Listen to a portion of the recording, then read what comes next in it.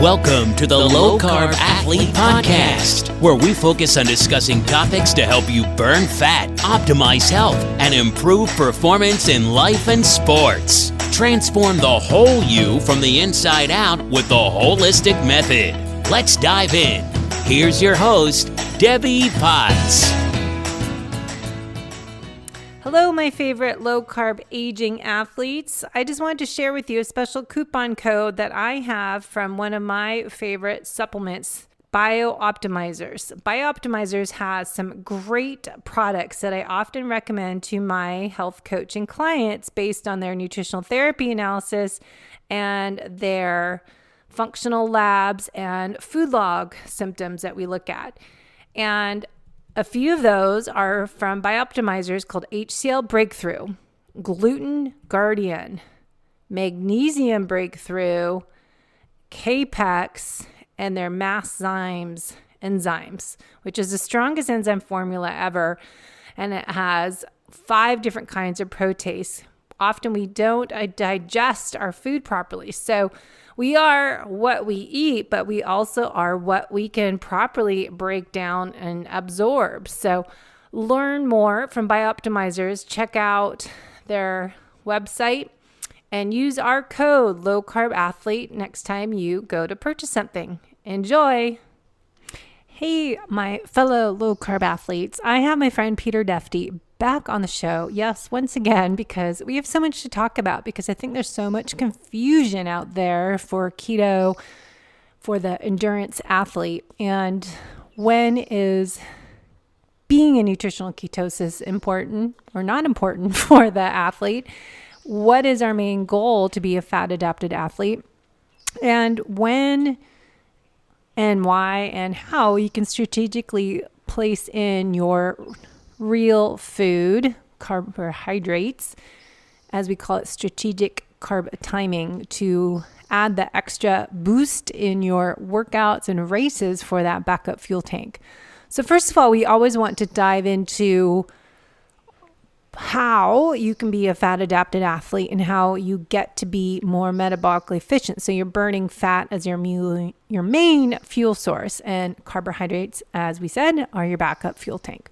So you can read Volek and Finney's book, which is kind of the start of it all, which I love, and going back and reading it again about the art of, Art of Performance for the Low Carb Athlete, something like that. And you can learn the basics of that process of becoming fat adapted. Now, what I do with my clients is I start them in a 3-phase, 30-day program, starting with phase 1 or phase 2, depending on the individual, how damaged they are coming to me as a carb addict. And if I'm coming from that standard American diet, so we might work on phase 1 first or phase 2, but phase 1 is a 5-day jumpstart. Just dive in and let's get your digestive system functioning at optimal level. Let's get our liver congestion out and support the nutrients for phase 1 and 2 detoxification. We want to make phase 3 detoxification pathways working as well. So we want to work on kind of prepping the body before we start doing anything serious and adjusting our nutrients and making sure we're personalizing our nutrition program. So we look at metabolic typing, look at your genetic profile, use DNA Fit, or there's My DNA, there's Strategy, there's different reports we can look at to tie in your ancestry background to what your ancestors ate, might be what foods are more appropriate for you. Looking at using a CGM as NutriSense, and if not Keto Mojo, testing your glucose and ketones that way, because we want to test and not guess what foods are best for you. And then if you're able to afford some labs, functional lab testing. I love Vibrant Wellness, the Zoomers, to zoom into the parts of the food that are not good for you, causing an inflammatory immune response, as dairy, which cow dairy, eggs, corn, and of course wheat. But looking at maybe lectins and other elements of foods that might be reactive to you. So really, we're personalizing that workout. Now, with OFM that Peter will talk about, it's kind of what we dive into more so in phase 2 of my coaching program, is eliminating those carbs. OFM calls it the hard reset, where you go low carbs and really focus on prioritizing protein and fat. And protein, that's a whole other conversation that we'll do a podcast on carnivore. But I think keto has gotten to extreme of just eat as much fat as you want. And as we kind of go back and forth all the time with these food plans, is forgetting the real goal is to eat a nutrient-dense whole food plan that works best for your body, that balances your blood sugar and provides energy and satiety. And I think, doing too much keto that you're just focusing on whatever fat, not looking at quality and quantity, but also we really want to prioritize protein, especially for the athlete, especially for someone that's doing a lot of endurance and the aging athlete that we're losing that muscle. So endurance exercise, we tend to have more catabolic and we're not doing much anabolic strength training sessions as we should, especially as an aging athlete. So my phase 1 is a 5-day reset. And then phase 2 is a 21-day sugar detox, low carbs, higher protein and fat. And then phase 3 is maintenance. How do we tie this in? And as you become metabolically flexible, do kind of that variation food plan as Ben Azadi talks about and Dr. Pompa and Mindy Pelz, that you're doing kind of higher carbs one day a week and then doing lower carb. And then one day you're doing kind of whatever day once you're fat adapted. So you kind of have to get through the hard part first. If you're coming from a standard food plan and eating a lot of carbs and eating frequently throughout the day, we want to add in that intermittent fasting. Though again, for athletes, we talked a lot about this topic the past 6 months, is that less is more of fasting for the athlete. And we female athletes just want to limit our fasting window 12 to 15 hours. Men can do more 16 hours. And then doing this 24-hour type of OMAD fast that a lot of people are doing every day, I hear from you. And I'm like, no, that's like once a month. And I know I was doing that OMAD once a day for a while. And I think part of it contributed to my low thyroid and my hormones getting lower. Again, even though I thought I was doing all the right things and being healthier after my adrenal exhaustion, that just added another stressor to my body. So you have to really individualize all these kind of biohacks and recommendations we hear out there, because we are a high charging athlete, usually type A, AAA, driven, ambitious, working out every day at least once. And we don't often listen to those red flags, when to push pause and reset, when to have a deload week, and when to have just a rest day. So doing like a carb refeed at dinner time, keeping your carbs low during the day, and then once, twice, up to 4 times max a month, you're doing a 24-hour fast, dinner to dinner, lunch to lunch. So you are getting that cell autophagy. So once a month, I think is great for athlete in season, or don't even do that until you're off season, because that day that you're doing a fast, you want to be not doing your exercise training. That's your rest day. You're doing yoga, you're doing walking, you're doing an easy kind of recovery swim, maybe just working on drills or going for a beach walk, restorative exercise. Matching your fueling and training is really important, as well as what I say is that intuitive eating, intuitive fueling, intuitive training. So we want to match, but then also listen to our body. So today we're talking a little bit more with Peter about what we touched on in part 1 about the study he did on some elite athletes. Runners are very fat adapted. And today we're going to share the screen with the test result graphs that they have now. And ideally, if you go to my YouTube channel, The Low Carb Athlete, you will watch the video and see the screen share, the slides that Peter shared with me. And that will give you a better idea of what happened when they're doing a fasted workout and then when they did fasted plus a Vespa before the workout. So great information. Again, it's all N=1. These are elite athletes, have been fat adapted. They do eat carbohydrates. Remember, low carb athlete doesn't mean zero carbs.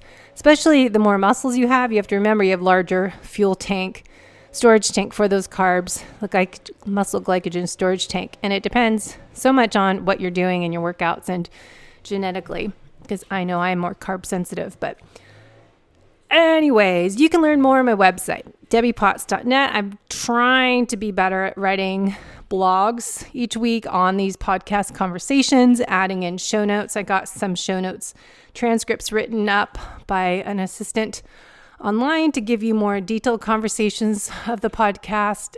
And then I'm working gradually on a new ebook for the low carb female athlete to do fasted exercise and how to match your cycle for the female menstruating cycle with their fueling, with their training and their fasting. So trying to tie in all the information I'm getting from these amazing guests on the show and put it into a graph and an ebook. So that will be coming soon on the website.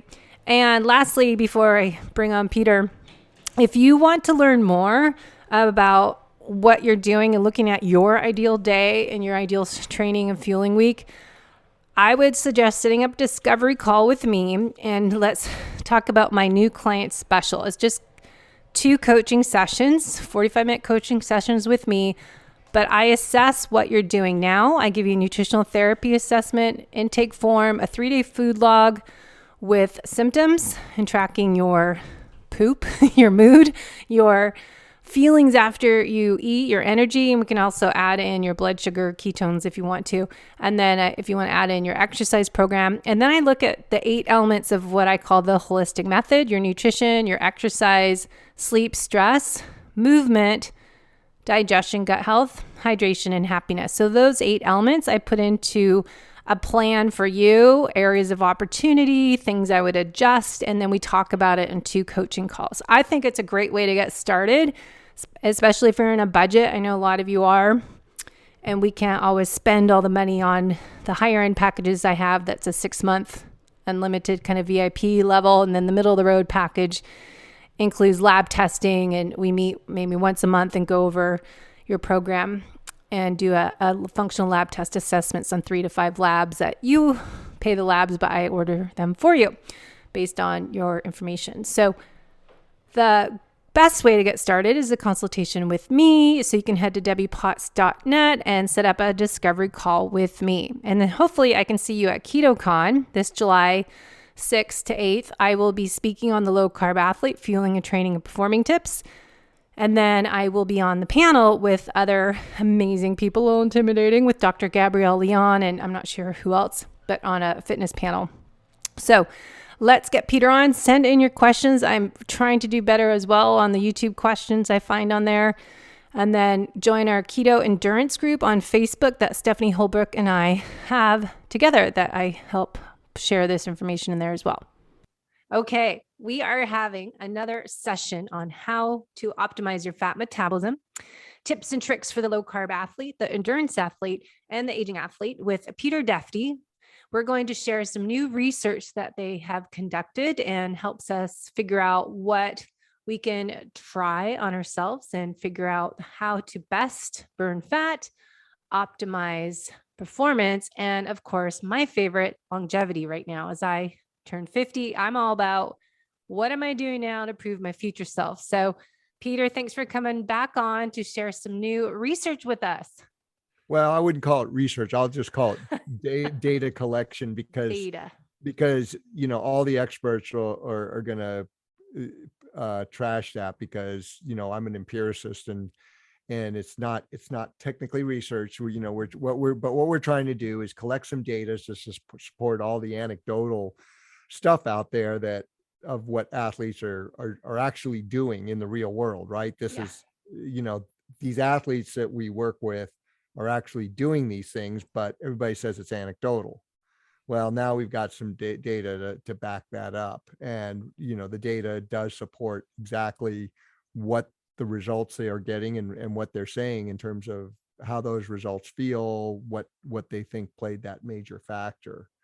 So yeah, it's funny because I keep thinking of when I'm speaking at KetoCon this July, Austin, Texas, and how to fuel and train the low carb athlete. And I want to say, it's supposed to have research links and all this stuff to support what you say, but it's such an N=1 experiment. We can give these suggestions like a template. Here's some proven things that work for other people, but it all comes down to you are unique and you can take this information, apply it to your own training and fueling schedule. But it is not one size fits all, but we can take this information you're finding, data you're collecting on men and women, hopefully we can try, right? Yeah. And even high carb athletes. So yeah. So okay. So what we talked a little bit last show that just aired a few weeks before this one comes out. What is a study on and who are you doing it on? What are the the first thing I want to talk about is yeah, we're all individuals, and that's really predicated on the variables that play into how we get our body to use what energy substrate. So it's like the saying, we're all the same, we're all different. So, in terms of basic physiology, there's the pathways are pretty much the same. It's just what we don't know is all those variables, and that's what makes you an individual, because nobody's the same. And it's also important for the listener to know that those variables are often very dynamic, because there's changes in environmental things or stress levels, and it's a constantly moving target. So that the context of individualizing it is just so important. But it does go back to this whole thing that we're meant to burn fat for our aerobic energy source. And that's been my thing ever since I started doing this in 2000. And so we've evolved this, but we've had all this, we have all these quote unquote anecdotal evidence, but people poo-poo it as anecdotal. It's not a published study, right? And so there's a wonderful thing with Alan Savory where he talks about how you can't dismiss this, and this is where the academics go, and it's like you can't even talk to them if it's not a study. It doesn't exist if it's not a study. And yet science, the beginning of science is observation. You observe a phenomenon, and then you form a hypothesis, and then you test it and try to control variables. So back to your question, we've been trying to get data for years. In fact, in my podcast with Jason Coop, he's like, I can't find any data on this stuff. And it was kind of a little frustrating for him, but we've been trying to develop data, but our focus has been on the individual. So I work with athletes to get them results. And I've found that, as much as I believed in the Vespa product, and I believe in it even more today than I ever did, I knew it was one tool in a toolbox. And when we combine those tools, we could get these insane results on fat. Right. So stacking, I call it stacking. Yeah. Stacking. Okay. That's a trendy term. I don't know. I'm too old to know. Anyway, so when we combined all these in this got that synergy, right? That synergistic effect, not just the stacking effect, but the synergies, right? Where they actually multiplied each other. It was stupid, but everybody dismissed it as anecdotal. And then the trajectory, I'll give a quick rundown. The trajectory with us is when I took over as GM for Vespa, that's when I started to really dive into it, because we had athletes who were struggling, and we had athletes that said it didn't work for them, and I had to start questioning. So in 2010, I met Steve Finney. I was put in contact with Steve Finney, and that's where he found a pool of people who actually were doing what he had a passion for, which was he knew that there was something to fat adaptation for sports performance, because he did a study in the 80s. And then that was when, of course, the food pyramid came out. So his field of research, which was ketogenic diets and still is, that field became toxic then. And literally academics had to leave that field of research, because that's when, the whole food pyramid came out.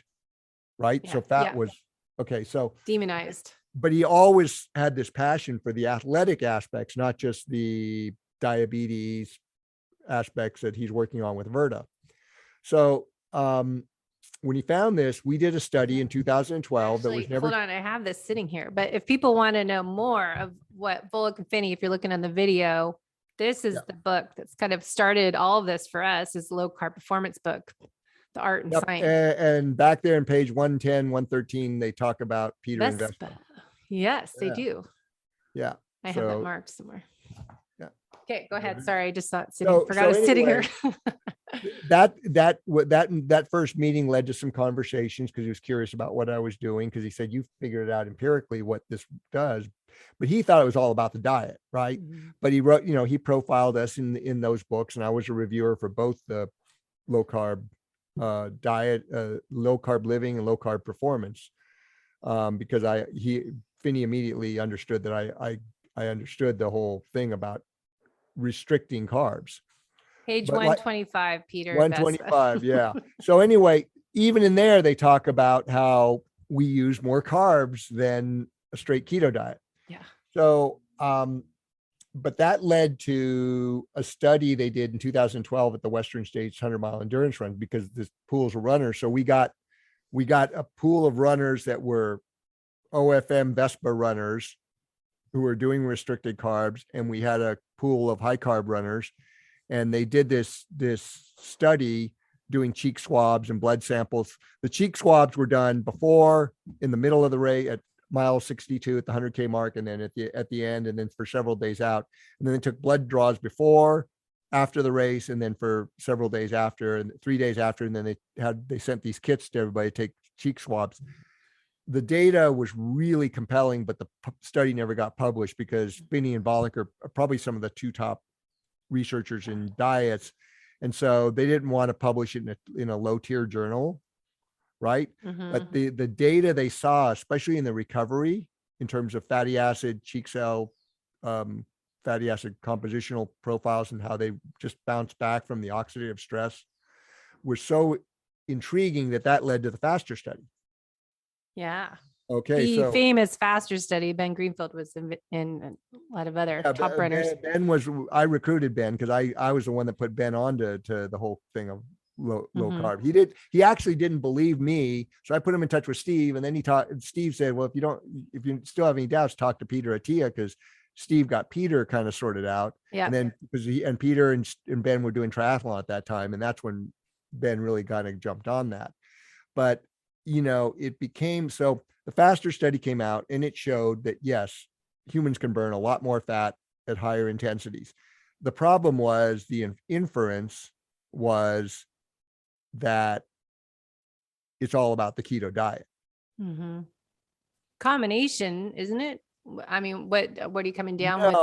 It's not about all the diet, but right. But the cohort were people who are elite level athletes. Yeah. And not real people. What's that? Not people with real life schedules. Well, not that they were there performing in elite. Some of them had day jobs and all that. But the fact is the low carb cohort were almost, except for one or two people, I think one person, were people that the only person I never talked to. I got Ben, Zach, Dan, Anthony, John Rutherford, who recorded 1.78 grams a minute. He was the highest. All those guys were mentored by me. And I can assure you, in the real life of race at the time, in the real life of racing and training, they were using strategic carbs, and they were using Vespa to be able to win. Mm-hmm. Okay. But the inference out of that was the keto was really the defining thing for the winning performance. And the problem is straight keto is a conservation state, and you're not going to get the performance you need. Is it a tool? It's an important tool. Completely believe in being in a state of ketosis. But again, how a person gets there optimally, that's a very different thing. And when you look at the range of studies on ketogenic diets, until FASTER and a few other studies, I mean, there's just literally a handful of studies until recently that were really well done on ketogenic athletes. 90% or more of the studies were done on either metabolically compromised people, like people with seizures or type 2 diabetes, right? Or overweight, or sedentary people. Well, what does that say about, this is important for people to know, what does that say about how the ketogenic diet applies to somebody who's highly athletic? Yeah. And it's that's where we use strategic carbs, because strategic carbs do make a difference. And the more aerobically fit you are, once you've made that switch to fat as fuel, the more aerobically fit you are, the bigger the carb tolerance is. Yeah. So that's a good spot to pause and just recap on this important part, because people might hear, we always talk on this. We've had like 5 podcasts together. And I think just to go over optimal fat metabolism, how to become fat adapted. If people are making that switch, they can go back and listen to our previous podcast, but just a quick summary of kind of 5 steps or whatever your steps are to become, from the high carb to a fat adapted athlete that they need to look at doing beforehand, before they start doing a strategic carb timing? What is their process that you find kind of a summary of those steps? Well, they've got to go and do like a metabolic reset. So they're going to sharply restrict their carbs. And the way we do it is non-starchy vegetables. You can have as much as you want because they don't turn into blood sugar, but you want to avoid the starchy stuff, the sweet stuff. And you want to do a week or two, depends on where you are. If you're a pretty fit athlete and you don't need to eat every 2 or 3 hours, or you don't need to take a gel every 20 or 30 minutes, you may take 5 to 7 days to reset. Whereas somebody who's coming from a total high carb athlete thing, it might take them 2 to 3 weeks. So it's 2 to 3 days to 2 to 3 weeks, depending on who you are and what you are. Because a really aerobically fit athlete, who's still metabolically fit, they can, in 2 to 3 days of just feeling off and doing really low duration, low level training, they'll feel off for those 2 or 3 days, but they'll make some huge gains, significant gains. Whereas, that's the thing. The person that's fit and wants to optimize, they got this far to go. Person who's high carb, they got to go all this way. So it takes a while and takes some vetting. Yeah. So really, that's the biggest thing. And then you build your aerobic base. But training at lower heart rate is what I was going to throw in. So fueling wise, we want to switch to a lot lower carbohydrate diet than we have to regularly. Diet, I would say diet wise. I hate the diet though. Fueling is your body fat. Yeah. Using training your body, use your own stored body fat for fuel by going lower carbs. So non-starchy carbs, and choosing more protein and fat for your food. But during that transition, 1 to 4 weeks, however it might be for that individual, their exercise should be matching that fueling. Should we just be doing the low heart rate maffetone type of training to build that fat adaptation process? If you're older, like if you're in 40s, and once you get that adaptation, when you make that shift, you probably have to bump your maffetone up. I've seen way too many high carb athletes have to go up 10 to 20 beats a minute increase in order to see the gains of heart rate training, maximum aerobic function, or maffetone method training, because there's a fundamental shift in your physiology when you become fat adapted. Whereas when Phil did originally develop that, he was developing it with people who are on relatively high carb diets. They were fit. And back then, I've got the first editions of some of Phil's books. His idea of carb restriction was going from white grains to whole grains, and doing some mild restriction, which is typical in those when you're working with elite athletes. Okay.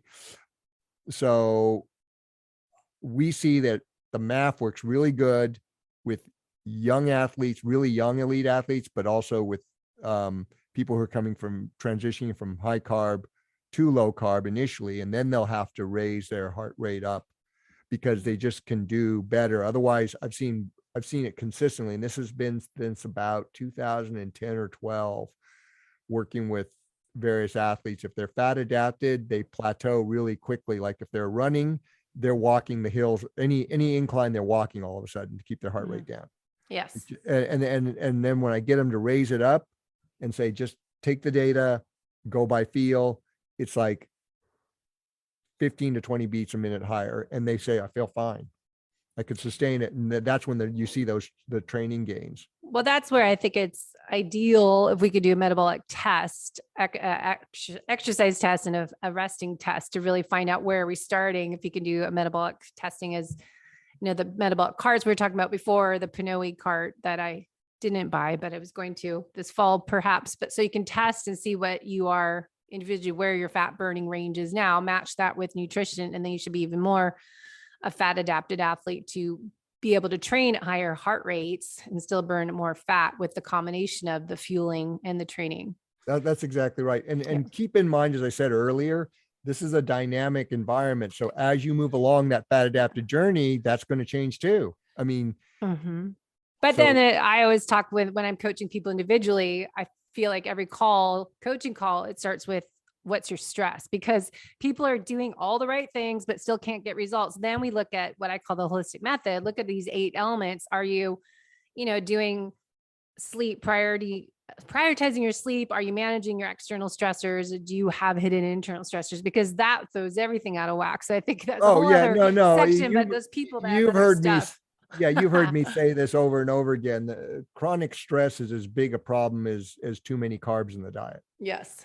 And yeah, you're not going to because chronic stress puts us in a fight or flight modality, which in terms of the physiological reactions gets you back to burning sugar again. And so you're never going to be a really good fat burner till you kind of chill a little bit and get in the zone. So anyway, so let's just keep moving. So we got the FASTER study. And so after FASTER study came out, I was hoping this would lead to looking at some of the other variables, because all those athletes were not doing straight keto to be able to perform.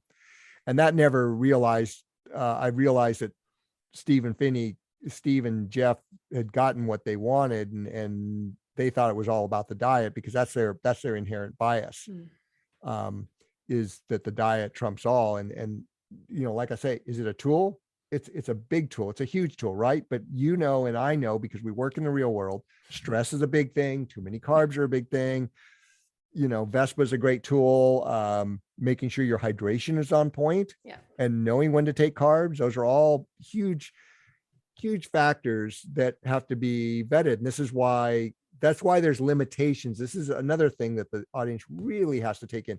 There's limitations to science because they're trying to control the variables, right? And the real world doesn't work that way. And so, you have to take that melding of the real world to the science. So the science helps us understand the physiology and the data to help us tweak our thing, but it's really about the real world. So don't discount the real world results that athletes are getting, and don't discount your own real world experience. I mean, trust yourself, trust your coach, and you'll get results. So anyway, I started looking for ways I could start building data and approaching people. So it took various things, but in about 2017 or 2018, I got a metabolic cart, but it didn't work, and it was just too cumbersome to carry around because it was a parvo. And it's just, I got some good, interesting results when I ran a couple of tests. I was like, oh wow, we're going below 0.7. Wow. I thought, and I'd calibrated it right and all that, but it's like, oh, this isn't good. But anyway, and then Jeff Browning did some independent testing and showed he was able to burn over 2 grams a minute. And so we just continue to do some looking around, and I was introduced to Dr. Derek Marks at St. Mary's University in Moraga. And so, we're doing some independent metabolic testing with Jeff at Utah State, and just trying to develop this thing. And then we got a pilot study done in, let me pull that up right now. Let me see if I got it right here. So it's good to have the studies to look at metabolic cart when you're running people, and these athletes you are testing in this new test, they've been training. What's their kind of base? They already are fat adapted. They're men, not women in there. Let me pull up this poster here. So in 2019, the fall of 2019, let me share my screen. You want to enable me? I had to find that button here. Oops. So you should be able to share screen now. Yeah. Okay. So this in 2019, this pilot study came out on Vespa. It was a blind study. So, and it was showing basically that Vespa does have an effect in increasing fat burn, VO2 max, and ventilatory threshold. So so we had some anecdotal evidence. We went beyond the anecdotal evidence here with an actual pilot study. but the problem was the study got started in the late fall of 2019, and then guess what happened? Oh, that that thing COVID? nobody wants to, that thing and Our the pandemic. yeah, the thing nobody wants to Yeah. talk about, it happened, and that's where we left it. So we're hoping to pick up with a formal blind study for publishing this fall. So Okay, good. and anybody that really understands how science works, it'll take into the early winter at best to get the data, and then they got to go through the stats and write it up. Takes a long time. Right. So probably won't get submitted for publication for peer review until May or June of the following year.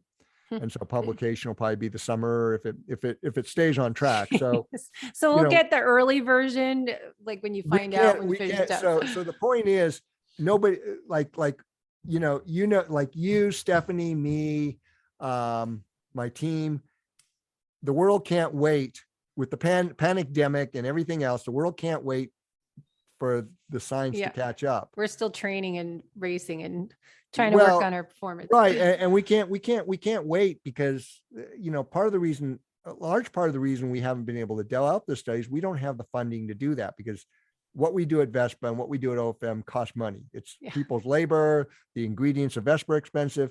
When you look at a lot of the studies that are getting done, they're being funded by entities who have products or services that can make a lot of money. Mm-hmm. And so that's how it kind of works, folks. And that's why a lot of studies that get paraded out and as proof that this works is because there's a big money component. So, well, with everything, I always say, look who's behind it, like who's financing that. So with all the research that comes out in all areas of our world, I was saying, who funded that study? Who's behind that decision? And unfortunately, academia they've got an addiction to that funding source, and they have to play the game if they want to keep funding, and you want to keep tenures, publish or perish. And and with things changing with government and funding sources from government, there's not as much grant money, so the sources are coming from a lot more private entities that have agendas, and unfortunately, a lot of those agendas are based on maximizing shareholder return. So here's an idea, because I know people are going to want some takeaways here. So what if we can give people their own experiment protocol to do? How could they do kind of a take-home homework assignment for people to experiment on, if they're fat adapted already, if they've been listening to the podcast, we've had this over 10 years. Hopefully most people that are fat adapted, they're training. How could they test? So like a protocol that would create baseline. If we're doing, say, a long run on Sunday, my typical day, I'll use my world as an example. What would I do timing wise, fueling before that workout? Or even I just recorded a video of my performance last weekend. It starts with how we are fueling the day before and strategic carb placing. Because I did example, side note, last weekend is in Austin. I didn't eat much all day because I was at PaleoFX and ate meat. And I had no energy on Sunday morning on my long run. It was like, I didn't have any carbs. So what I see your beautiful canine teeth there, Debbie. You have a beautiful set of canine teeth there. So I think it'd be good kind of example, what we can give people to do, tests like Vespa. If we say morning run, I have a little coffee. Maybe I like little heavy cream, cinnamon, and then 30 minutes before you go on your run, have a Vespa with water. And I like to do my water with some essential aminos and some electrolytes like LMNT, Real Light, or just Redmond sea salt in it. What would you suggest as a pre-workout fuel source using Vespa to help improve that performance if you're doing, say, a 2-hour, 3-hour long run at low heart rate, working on your endurance? What would it be the study? And then how do we track, did that make a difference in my run using that fuel plan strategy and strategic carb timing the day before, maybe that evening dinner, or whatever you suggest? What would you say? Well, typically what I tell people to do for a race is 2 nights out, have your big steak dinner, medium rare steak and a baked potato. Okay, a loaded baked potato, because you want to sneak the carbs in under a blanket of fat. And cool. I keep reading about having your potato, cook it, and then cool it room temperature. Yeah, you can do that, but if you're fat adapted, it really doesn't matter. I mean, that's the thing. I'm coaching more and more people. Once I see them get really well adapted, I'm coaching them. I have to tell them to bring in more carbs. It's almost, well, we're scared to eat carbs is what happened. yeah. And then carbs are evil. Then they get adrenal stress because they're trying to perform, and the governor's keeping their performance down. They're pushing, and they get, so anyway, the medium rare steak with the loaded baked potato. Just enjoy life, because you got to factor in the stress, right? You want to take the stress out. So enjoy that steak dinner that night. The next day, have a late breakfast, early lunch, and make that the main meal of your day. And then for the evening, it's really kind of a carb with a little bit of fat and a lot of salt type of thing. So, and a little bit of protein. So what I've done to a lot of people is, a lot of people like to eat sushi. So I say, go have some sushi with miso soup, because miso soup it'll give you a big sodium bolus, right? And then you get the resistant starch of the rice, but it's a grain-based thing. And milled white rice is probably the most benign of the grains. And you get all that phosphorus for ATP production. And so I tell them, go have sushi, because then you eat to satiety, so you don't break the bank eating sushi, right? Because how many times have you gone to sushi, Debbie, and come back with a $300 bill? A lot. Yeah. So you go and you eat to satiety, not to like keep eating, like, because carbs beget more carbs, right? And that seems to work really well. In the morning, go light, like you say, coffee with a little bit of cream. If you're somebody who's doing say a half Ironman or a 50K where you really want to rev it, you might, a couple hours out, might have a small portion of oatmeal or something, if it works for you, because I get it. A lot of people do. If you're just training, I would recommend either fasted with some, like you say, something with electrolytes. Like I just use V8 because it's concentrated. It's a hell of a sodium bolus with a bunch of potassium, but just like you, some water with some Redmond sea salt, or just coffee with cream, and you want, and then take your Vespa and then let yourself settle in for a couple of hours. Because if you're fat adapted, you won't feel like eating for the first couple hours anyway, and then bring those carbs in strategically in small shots. The reality is, I don't use gels anymore unless I'm doing some big run where I could use 100 calories, but I rarely use a gel anymore. I just use like bit of honey, like a 20 calorie, 30 calorie hit of some little sweet. Say I got a hill I'm coming up with, you do that and you get your hydration on point. I can't stress the hydration. That's why, like you say, making sure your blood volume's up when you do it. I wouldn't overhydrate. Prehydrating is one of the worst things you can do. Because people overhydrate, and because people tend to over drink water and underdo the sodium. And what happens is your body has to osmotically balance that water with electrolytes. So it recruits all the readily available reserves in your liver to meet that osmotic potential. And then you end up peeing it all out because your body isn't going to hold on to all that fluid. And then the next day, those readily available reserves of sodium you need to balance it, because it's dynamic, right? You can do the best you can to balance your electrolyte intake there, but it's never going to be perfect. It's a moving target. But let me throw in though, real quick, hold that thought if you're still talking, sorry. But I think when you're doing a 2-hour run or 3 hours, you do a lot of training with trail runners that are going, ultras. But I think a lot of people don't know when it's okay to eat, or they fast the whole run. And you're in our keto endurance Facebook group page. There's a lot of people that won't do anything. And I feel like that intuitive fueling, intuitive training word always comes to mind. Like, when should you have something? Because I think people be so tough and override those feelings. If it's only a 2-hour run, if you go in properly hydrated, yes, you don't and need it's not like scorching hot and humid, you should be fine. We have all we have on board, in terms of fluid, electrolytes, energy to do a run. If you're fat adapted, you should have no trouble going through in even say 70-degree weather, 74-degree weather, and like I said, it's a moving target. Right now, this time of year, you should be able to do a 72-degree run for 2.5 hours on nothing, just out the door, Vespa, I do. go and feel great at the end. Now, this moving target, like right now, it's if it was 75 or 77, you'd probably feel like you get cooked. Whereas by August of this year, 77 is going to feel cool. Yeah. Because you've gotten that heat acclimatization.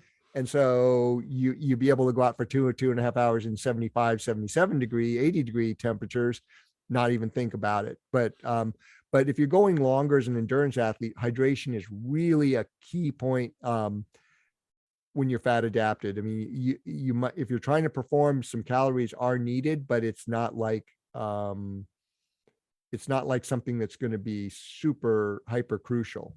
Okay. So going back to your study, so if we're trying to do a Vespa study in performance and seeing how we can improve or extend our fat burning range and burn more fat at higher heart rates, how could we do that just on our own without being hooked up? Why don't we do this? Let's show the people what's possible. Yeah, let's talk about this test, and then we'll talk about, okay, here's what these guys are doing, and this is what we've done. So that's why I want to buy the Pinoy testing cart this fall, because at least you can get some guesstimate with like show people visually what's happening. Or type of testing cart. Even pay to get a metabolic test, because I noticed, I just saw online UC Davis here in Sacramento, they do it. You can do a VO2 max for $100. Wow, that's a good price. And that's on a Parvo Medics or a Parvo's. Parvo's the best, or what's the other one? Or a Med Graphics. Those are the two best. So. Okay. So anyway, let's pop up the test results. You guys have to watch the YouTube channel if you're listening. So anyway, I was finally put in contact with somebody. I was asking one of my clients and coaches about this, and he said, "Yeah, there's somebody I know that can help you on this." And I was put in touch with Anna Sanders, who's an MS in exercise physiology. She coached soccer at ASU, and she does testing services in the Phoenix area, Scottsdale. And so I have a pocket of athletes there. So I recruited, we had actually 10, 11 athletes scheduled, but then one got COVID. So he and the other guy who were coming down from Salt Lake City weren't going to come. We said, don't come. And then another gal dropped. And so we ended up with 6 people. 6 men or women? Five men, 1 woman. Then do you know what day of her cycle she was on? I did not ask that question. I don't know her. I don't know her that well to have asked. But that should be part of the study. I just have an amazing podcast, Dr. Mindy. We're mapping out the cycle and their exercise. Debbie, you don't have to tell me that. That's like huge. I know that'd be fascinating. Okay, go on. Sorry. But anyway, so the men were all fat adapted, Vespa, OFM people. The woman was a high carb person who used Vespa on occasion. So anyway, traditional, but she's an elite level. She does them. She's done the Olympic marathon trials and done well at it. So she's running sub 240 marathons, and she does ultras, etc. So so these people are all like fast ultra professional level, not just like regular age groupers. Well, these guys are, except for Anthony, who's I think 29 or 30, the rest of them are in their 30s and 40s. Like Nick Curry, the guy who set the American 24-hour record, he's in his 30s. He's got a day job as a developer with Google. Peter Mortimer's a medical device sales tech rep that he's in his 40s. He won the Hurt 100. And then of course Jeff Browning, who's 50. But I mean, they're all fast. Is there any one that, I mean, it would be great to test people that do a 2-hour half marathon? We actually, it's kind of funny because one of my clients who's a retired pediatrician, she says, if you need 60-year-old female test subjects, I'm in. And we plan to do that. This is the start. Okay. I'm in on the next one. I'm going to give some, right. Cause I'm trying to females. remember, I'm trying to control variables here. And as you got to admit, as a female, women are all over. They're all over the place, emotionally, psychologically, menstrually, Yep. I love the So- challenge. I love the challenge, but man, That's why that's why I was asked now, were there females in that study? Because those Yeah, yeah, results might be different. So let's show these results because I'm going to run out of time with you let's again. start looking at, yeah. And I'm So sweating in here. It's hot. I'm going to cherry pick the data for starters just to kind of show you what's possible. And yeah, I'm going to share the screen. And And while you're doing that, I'll just speak about the podcast. I just was I got the show notes printed out with Dr. Mindy Pels and I for female athletes. We wrote out day 1 to end of your cycle. Here's how to match your fueling training, fasting windows for athletes. So it's great info. But so Peter is showing Peter Mortimer. fast, steady. Okay, so Fasted, and I've got a steady. little kicker. There's context. That's right. It's individualized and there's variables. But this is his fast. VO2 max test. This is the third one he took because the one he took the weekend we did the testing in February, the machine broke. He was the last one to be tested, and as soon as we raised the gradient, He busted it. it stopped, and it's like whoa. But anyway, let's back up. So we had 6 people.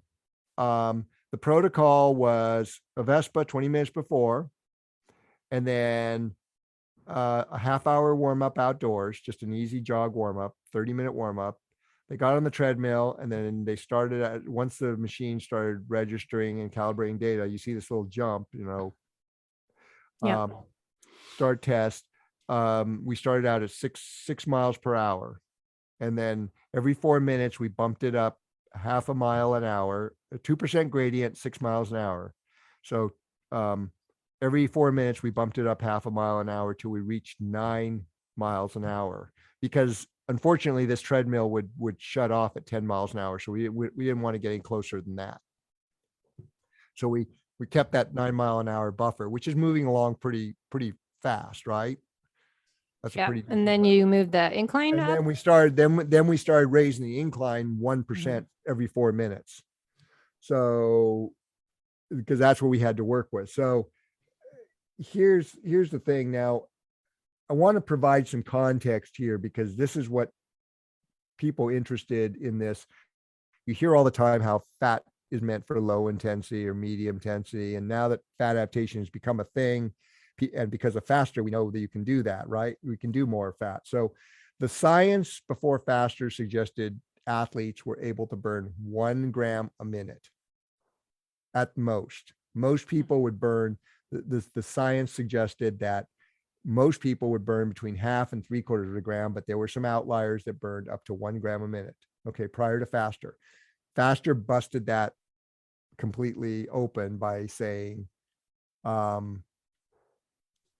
you could burn the low carb cohort burned 1.5 grams a minute, and John Rutherford burned 1.78 grams a minute during faster. But remember, faster was keto.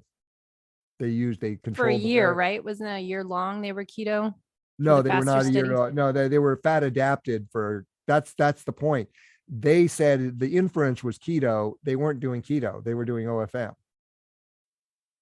Well, I know Ben Greenfield was doing fasted or keto for an entire year. No, he was doing OFM. He was doing OFM. I was working with him at he was doing Ironman that year too and everything. So anyway, question on the phases though, before each stage was how long? Because the overall test, he didn't get to 4 minutes. VO2. 4 minutes. Wow, that's a long time on a treadmill. So 50 minutes. Because note when people do a normal metabolic testing cart, they never do the stages long enough to really see the adaptation to that pace. Right. And here's the thing. The gal who did it, she's done thousands of metabolic tests. She says, I've never seen data like this before. Yeah. Well, these guys are good examples. So I want to frame this. So 1 gram a minute before faster, 1.5 grams average is faster, up to 1 3/4 on faster, right? Okay. We knew several people in faster. Anthony was actually in faster too. So Anthony was the guy who's done, he was in this testing round. So we all knew there was more out there, not just with fat, but just overall metabolic capacity. So here's the interesting thing about this test. 1100, you see my cursor? Yep. Okay. 1100 kcals an hour is 2.03 grams per minute. Okay. Okay. On the side. Yep. That's 1100 kcals an hour. Look here. Wow. For 10 minutes, he was burning over 2 grams a minute. That's why they're so lean. They're burning so much fat. Right. But and Peter's a big guy, but that's just unheard of. Yeah. It's like you don't see people burning over 2 grams a minute. So question, do you have the same protocol with him without taking Vespa? Yes, if he just did it fasted, because it'd be good to see compare with Vespa and without. I'm going to show you we ran 2 tests, and we're going to go through this, but we actually did the test fasted first, and then 24 hours later we did fasted with Vespa. So I was purposely shunting it against Vespa, because anybody who's taken a VO2 max test knows you burn matches because you go to exhaustion. Yes, it's not fun. At the end. Right. And you have the thing stuck in your mouth and you're trying to. Right. So it's not comfortable. It's not comfortable and it's not fun, but you go to exhaustion. So you go glycolytic. So when you get to the end, here's the interesting. He not only went over 2 grams a minute for over 10 minutes, but he never crossed over. That crossover where carbs and fat burn metabolic crossover point was way further over. That's not even a thing. That's where the test ended. Oh, look at that. So they didn't have the intersection of the carbs to fat. Over. Jeez. So yeah. So you need him to what was the end percentage of grade incline? I think he got up to 5 or 6%. Like he just went out on forever. Huh. Yeah. So okay. Let me stop the share and then I'll pull up his fasted. So I used to do metabolic testing for years. So that's why I'm asking probably too many questions if people are listening. No. I love doing this. That's why I was going to buy. Have you seen people have you ever had anybody yield that kind of data? No. Well, I was testing normal people though. And this was back in 2005 to 2010. When did New Leaf quit?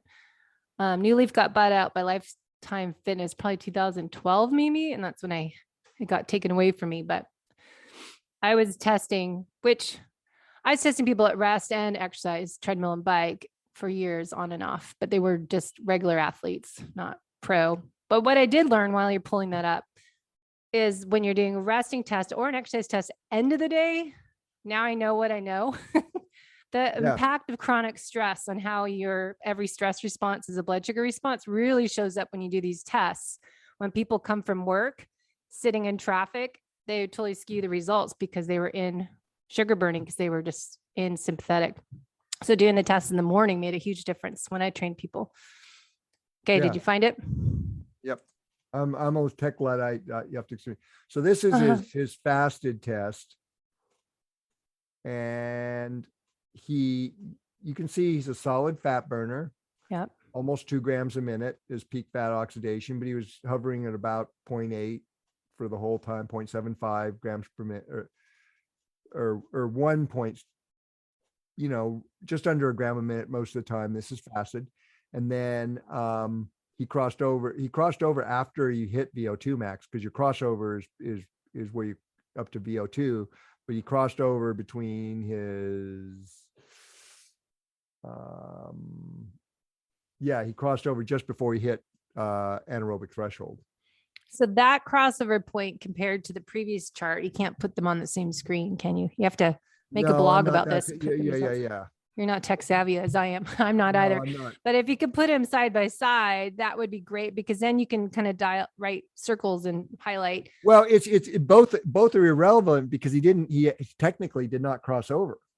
Well, can you have run that test? The other one, it was already to exhaustion because he stopped if he kept incline up. So here's a good one. Here's a couple we'll pull up. We just have 5 more minutes to just give you a time frame. This is interesting. This is Lauren's, and she's the female. Yay for female athletes. Yay for female athletes. Okay.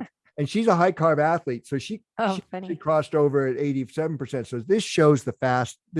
She's metabolically healthy, right? She's really fit. She uses Vespa sometimes. She just came off a week before of running a hard 100K. Wow.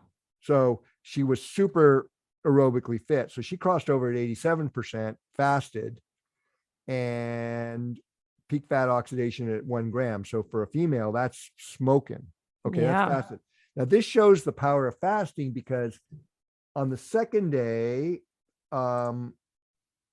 well, you're saying power of fasting. You're speaking regarding fasted exercise, not doing a 24-hour fast. In terms of how it influences fat oxidation, because she burned her matches that first day, because on the second day, look at that. She wasn't recovered.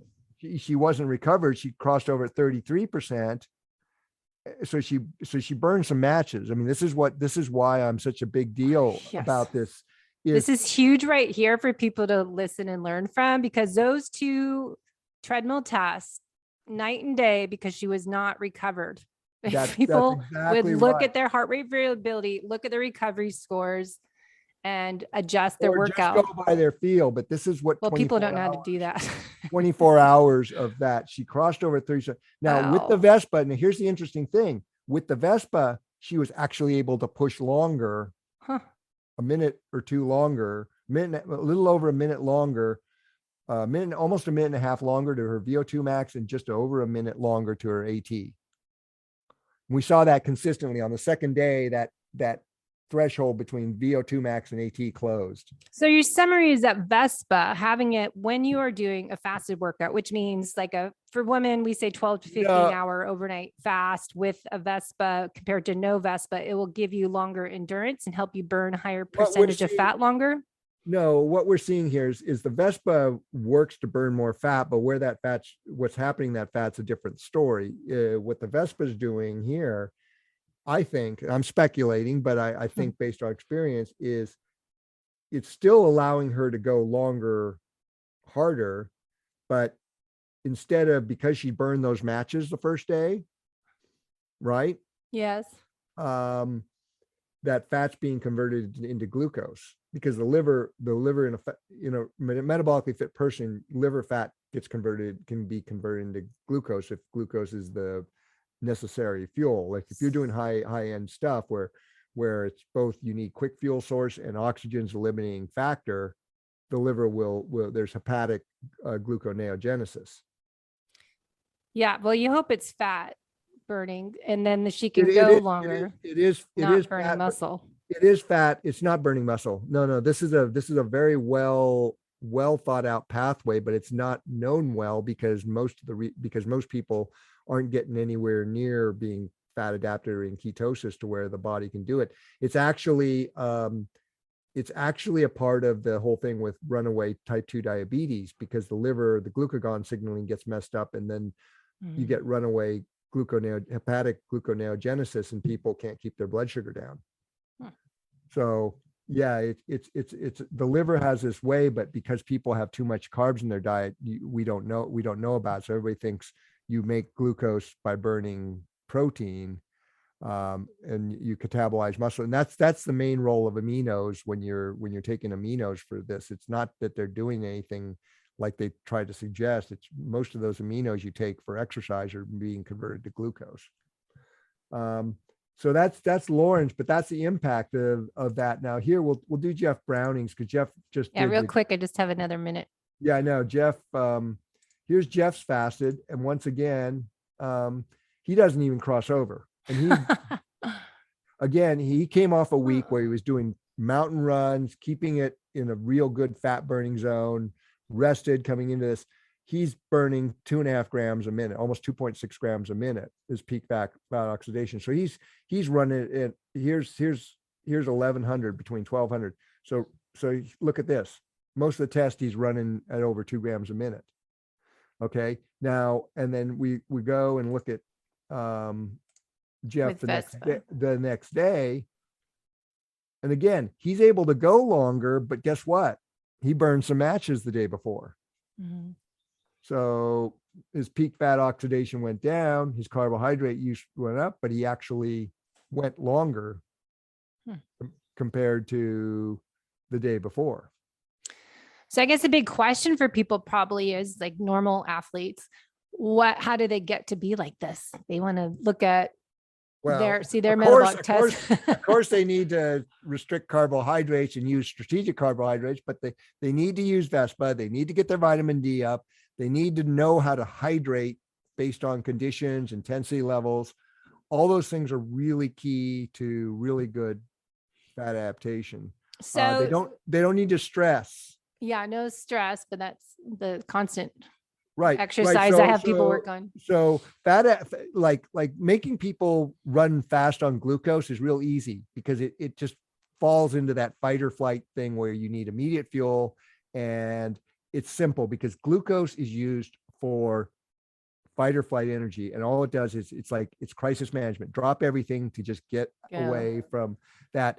Fat metabolism is extremely complex because you're not only burning it for fuel, but everything else that your body is made of, your skin, your hair, your cells, your hormones, your enzymes, it's done off of fat metabolism. So it's not just an energy source, it's everything else. Yeah. Okay. And so it's real complex in terms of the sciencey part, but if you try to do that, it's hard. It's actually very doable in the real world if you just can buy into it and relax about it, not try to micromanage everything. It's you just have to once you get yourself fat adapted, it's relatively easy. You know it, Debbie.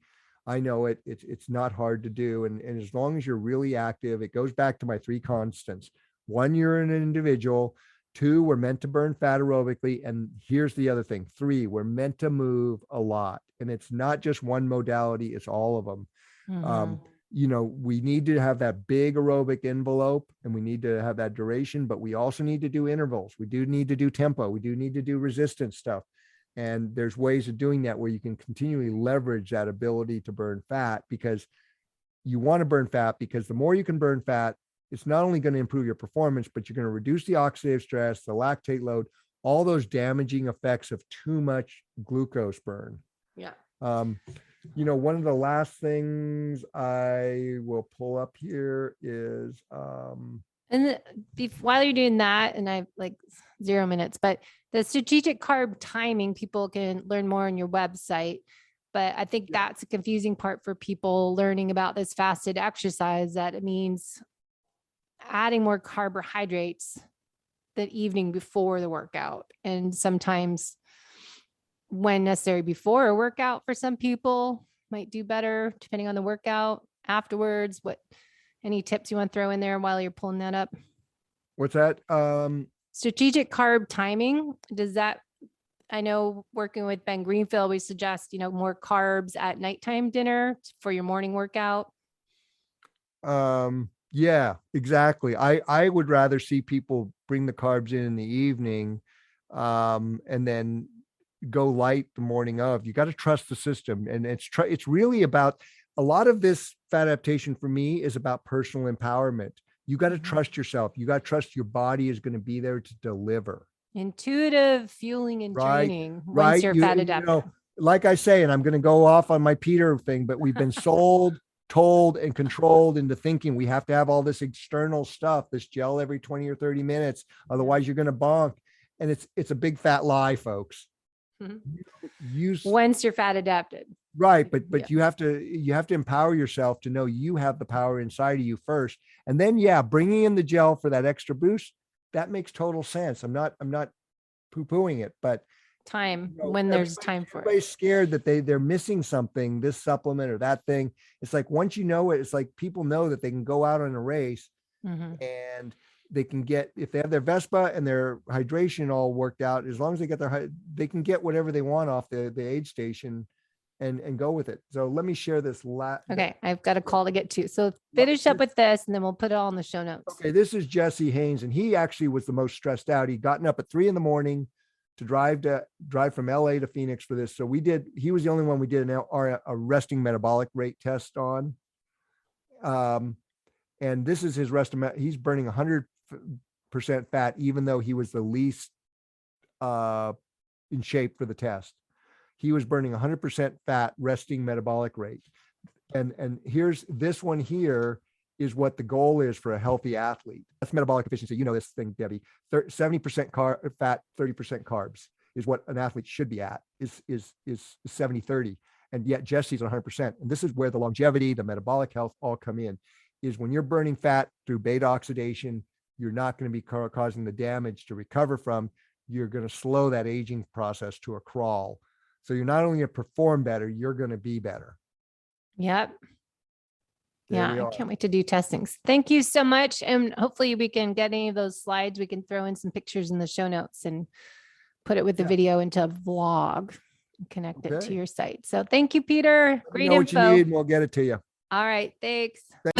Thanks for listening to the Low Carb Athlete Podcast. If you have any questions, feedback, or topic suggestions, let us know on Facebook or at debbiepotts.net. You can help us to continue to grow by leaving a review on iTunes. Thanks again, and we'll see you next time.